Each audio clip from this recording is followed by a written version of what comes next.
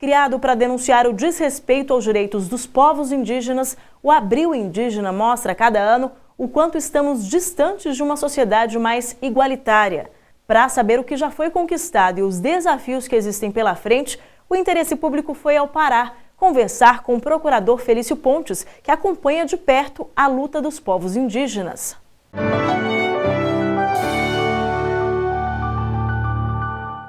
Eu converso agora com um representante aqui no Pará da 6ª Câmara de Coordenação e Revisão do Ministério Público Federal, que trata das questões ligadas às comunidades indígenas e populações tradicionais, o procurador Felício Pontes. Procurador, nessa primeira pergunta eu quero saber a sua opinião sobre quais são as principais violações que ainda ocorrem contra essa parcela da população brasileira, tanto aqui na Amazônia como em outras regiões. Nós temos dois grandes tipos de violações hoje no Brasil. A primeira é em relação às terras. As terras ainda não estão todas demarcadas, já deveriam estar há muito tempo, e o processo vem se tornando cada dia mais lento, isso no Brasil inteiro, de um modo geral.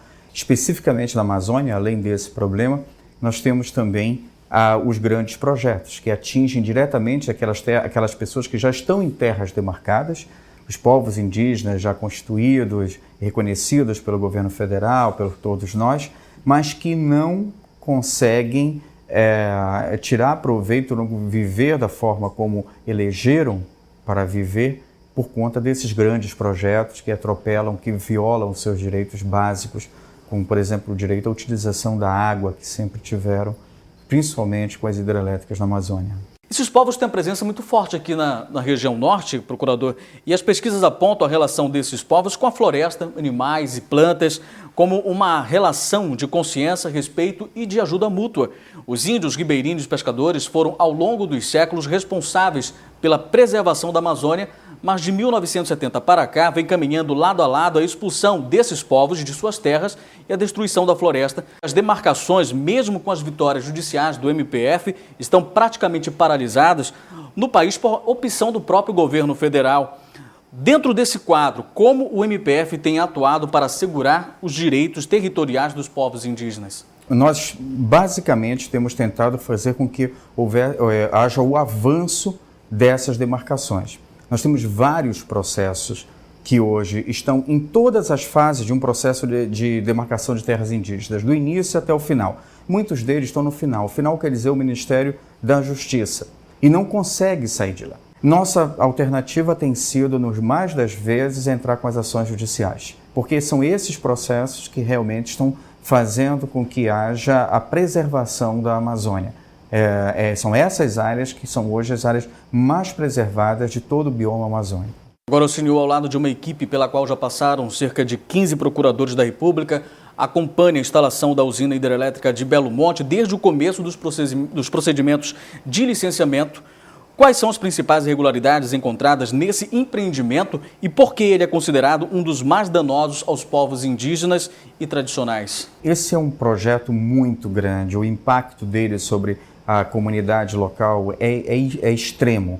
Nós não temos na história do Brasil nenhum projeto dessa magnitude que vai fazer, por exemplo, com que 2 terras indígenas que estão na beira do Xingu percam de 80% a 90% das águas do rio Xingu. É exatamente isso que vai acontecer no local onde estão situadas essas terras indígenas, que tem o rio não só como seu sustento, porque dali sai o peixe, que é a maior fonte de proteína dessas comunidades, como também tem como um lugar sagrado. Isso vai fazer com que haja o que eu chamo no primeiro momento de um genocídio cultural, mas que acaba levando ao próprio genocídio, porque primeiro a pessoa ela fica fora do seu mundo, ela fica completamente sem a noção daqueles elementos que a caracterizam como indígena, como povo indígena, e logo depois acaba fazendo com que essas pessoas sejam expulsas de sua terra, não expulsas do ponto de vista da força, mas por essas circunstâncias de não ter mais água, não ter mais o peixe, e que vai fazer com que aí sim haja o verdadeiro genocídio. Agora, o respeito aos direitos dos indígenas ainda é um tema que sensibiliza a sociedade brasileira ou o racismo ainda domina as relações entre índios e não índios e é preciso fazer um amplo trabalho de conscientização? Claro que sim, ainda é preciso uma grande conscientização no Brasil.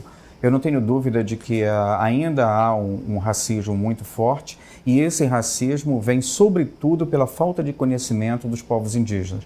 A figura indígena que se tem na cabeça é de 1500 e não é assim.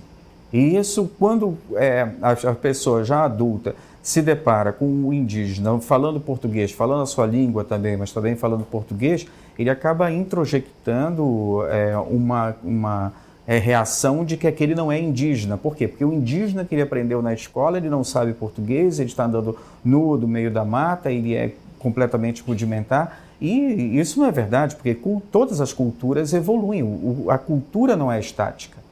Procurador, Abril Indígena, que se comemora nesse mês, há o que se comemorar? Não, Luciano, não tem o que se comemorar. Mas ele é importantíssimo, esse evento.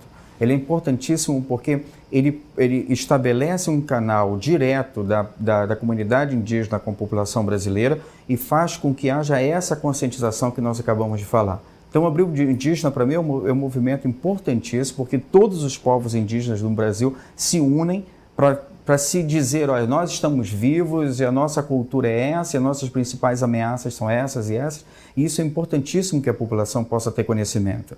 Nós estamos privilegiados no Ministério Público Federal porque temos conhecimento disso, por ter um contato direto com os indígenas, estamos nas aldeias constantemente, sabemos o que eles estão vivenciando e isso é fundamental para o processo judicial, para quem defende a causa indígena.